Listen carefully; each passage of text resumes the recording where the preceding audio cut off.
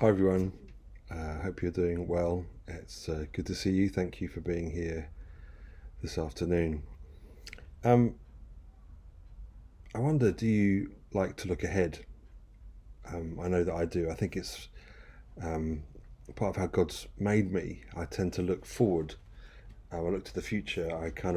That's where my mind goes sort of automatically. I'm not made, I don't think, to look backwards in the way that some are. And just how I think God has put me together.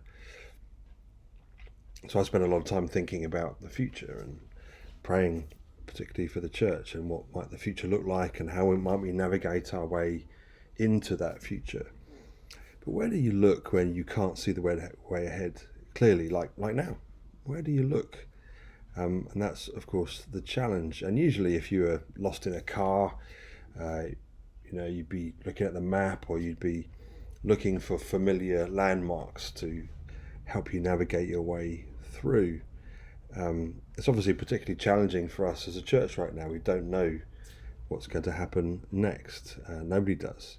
And we're waiting for some guidelines from the government to help us to begin to plan into the future. But what about when you can't see very far ahead? The Bible really helps us, and I think it might help you personally, individually, as families and individuals. How do you do this? Let me read a passage from Hebrews chapter 2. For it was not to angels that God subjected the world to come, of which we have been speaking. It has been testified somewhere, what is man that you are mindful of him, or the son of man that you care for him? You made him a little lower than the angels, and crowned him with glory and honour, putting everything in subjection under his feet. Now in putting everything in subjection to him, he left nothing outside his control.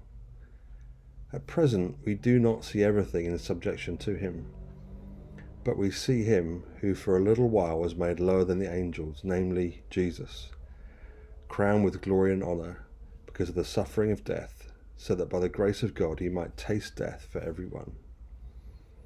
And what this passage tells us to do is says, look, we don't see everything. It's not clear.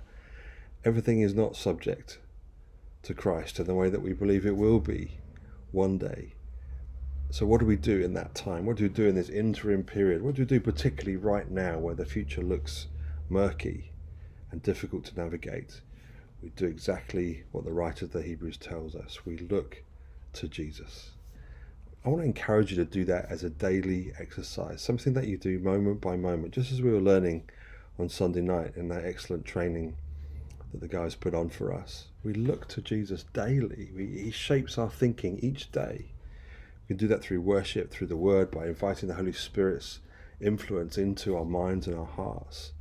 We ask God to help shape us for the future that we don't know, but that He does.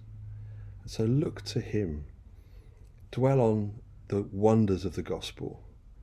This Jesus that this passage tells us has conquered death. He's tasted death for everyone. He's gone through death and come out the other side. He said there's a navigation that you couldn't have done. You couldn't have seen a way through, and yet he has guided the way through and invites us to join what it tells us in Corinthians. He says, join this triumphal procession into glory behind me.